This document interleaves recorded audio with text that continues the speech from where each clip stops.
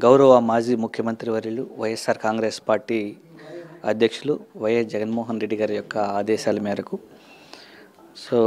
ఆ రోజు ప్రమాదవశాత్తు చెరువు కట్ట తెగిపోవడం, కళ్ళత్తూరుకు సంబంధించినటువంటి హరిజనవాడ పూర్తిగా ప్రజలందరూ కూడా నిరాశ్రులైపోయారు.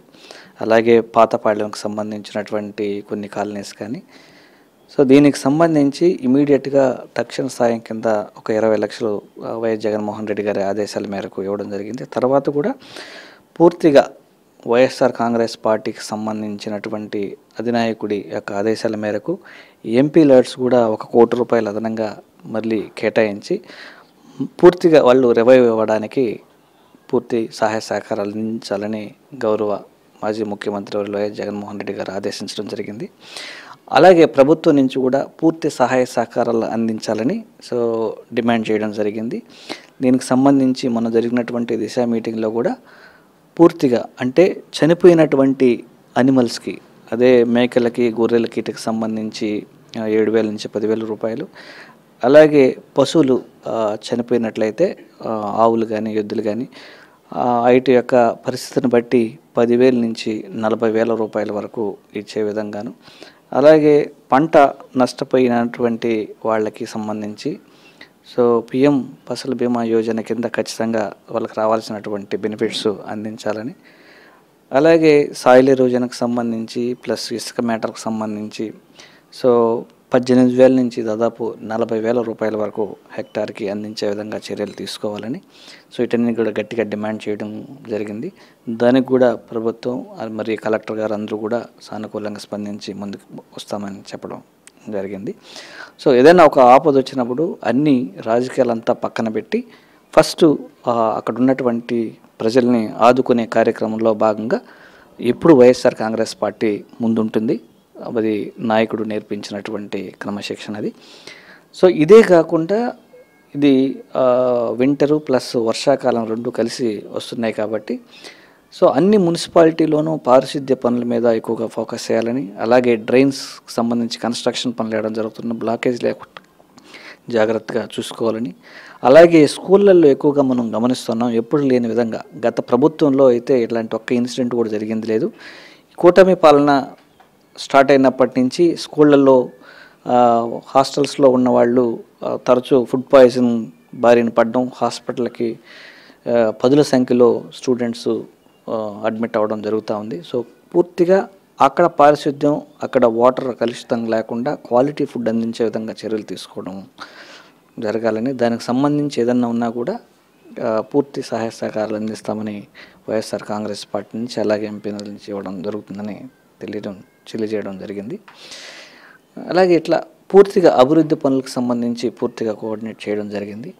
అలాగే ఈ నేషనల్ హైవేస్ పోయే దగ్గర ఏంటంటే సాగర్మాల రోడ్స్కి సంబంధించి అయితే పూర్తిగా అది రైల్వే ట్రాక్ లాగా రోడ్లు వేస్తున్నారు. అది పూర్తిగా అసంబద్ధమైనటువంటి చర్య. ఎందుకంటే భూములు ఇచ్చినటువంటి రైతులు ఆ రోడ్లని ఉపయోగించుకునే పరిస్థితి లేదు అన్లెస్ అంటిల్ సర్వీస్ రోడ్లు వేస్తే తప్ప. ఎందుకంటే రైతులు ఒకవైపు నుంచి ఇంకొక వైపు పోవాలన్నా, వాళ్ళ పంట దిగుబడి వచ్చినప్పుడు ఆ సరుకుని యువతలకి దాటించుకోవాలనుకున్నా కూడా కిలోమీటర్ల కొద్దీ ప్రయాణించాల్సినటువంటి అవసరం ఉంది. అది కూడా వేరే పక్క పొలంలో పంట వేస్తే పోలేని పరిస్థితి. ఇలా చాలా సమస్యలతో కూడుకున్నటువంటి ఒక సంక్లిష్ట సమస్యగా అది మారింది. దాని గురించి కూడా అక్కడ ఉన్నటువంటి పీడీలకి అందరికి కూడా ఆదేశించడం జరిగింది రిపోర్ట్స్ పంపించాలని.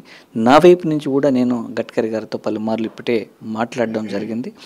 దీని మీద కూడా గౌరవ మాజీ ముఖ్యమంత్రి వర్యులు వైఎస్ జగన్మోహన్ రెడ్డి గారు చాలా కీన్గా ఉన్నారు. ఆ సమస్యల పట్ల పరిష్కారం చూపించే విధంగా కృషి చేయాలని ఆదేశించడం జరిగింది. ఆయన ఆదేశాల ప్రకారం అది ముందుకెళ్తూ ఉన్నాం.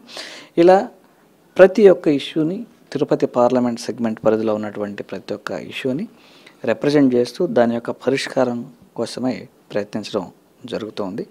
అలాగే గత ప్రభుత్వంలో జగన్మోహన్ రెడ్డి గారి యొక్క ఆదేశాల మేరకు పలు రైల్వే ప్రాజెక్ట్స్ సంబంధించినటువంటి ప్రతిపాదనలు అప్పుడు చేయించడం, దానికి సంబంధించి కృషి చేయడం, పూడి టు ఏర్పేడు సపరేట్ కొత్త రైల్వే లైన్ కానీ దానికి కూడా ఆల్రెడీ నిధులు శాంక్షన్ అవ్వడం జరిగింది.